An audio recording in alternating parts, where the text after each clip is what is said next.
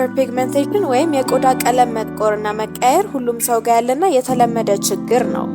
በብጉር፣ በፀሐይ፣ በቆዳ አያያዝ እንዲሁም በተለያዩ ምክንያቶች የተነሳ ቆዳችን ይጠቁራል ወይም ትናንሽ ነጠብጣቦችን ያወጣል። ይህንን ችግር አብዛኛውን ጊዜ በቀላሉ ማጥፋት የምንችል ሲሆን በዛሬ ቪዲዮም እንዴት እንደሆነ ነግራችኋለሁ። የፀሐይ መከላከያ መጠቀም። ቁጥር 1 የቆዳ መጥቆርና የማድያት መንስኤ የፀሐይ ጨረር ነው። ያለምንም መከላከያ ፀሐይ ላይ ለረጅም ሰዓት ስንጋለጥ ጨረሩ ቆዳችን የማቃጠልና የማጥቆር ኃይል ይኖረዋል።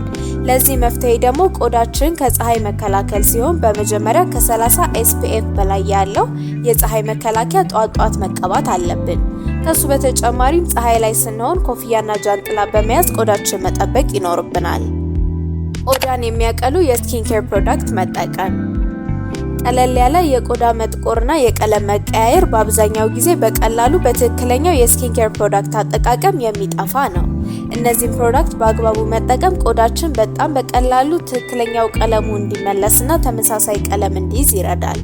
ለዚህም እንዲረዳ ናያሲናማይድ፣ ኮጂክ አሲድ፣ ቫይታሚን ሲ እና የመሳሰሉትን የስኪን ኬር ግብአቶች በአግባቡና በትክክለኛው መንገድ መቀባትና መጠቀም እንችላለን።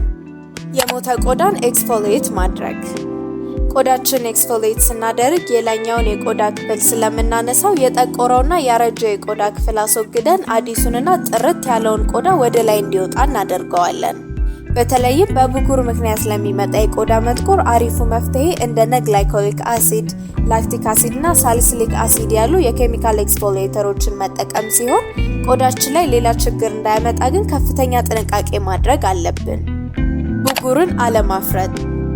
ብጉርን ማፍረጥ ዋነኛ የቆዳ መጥቆርና መበላሸትን የሚያመጣ ነገር ነው። ብጉራችን ስናፈርጥ ሁለት ነገር ይፈጠራል። አንደኛው ስናፈርጠው ቁስል ስለሚሆን ጠባሳን በመፍጠር ምልክቱ በጣም ለረጅም ጊዜ ይቆይብናል።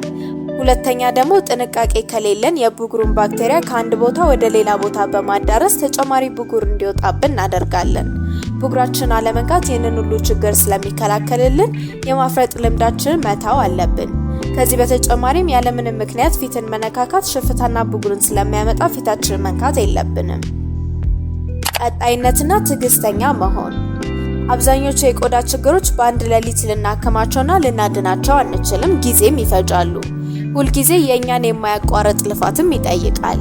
ስለዚህ አንድ ሩቲን ይዘን ቆዳችንን ቀን በቀን ሳንሰላች በመንከባከብና ትዕግስተኛ በመሆን ቆዳችንን ጥርት ያለና ተመሳሳይ ቀለም ያለው እንዲሆን ማድረግ እንችላለን።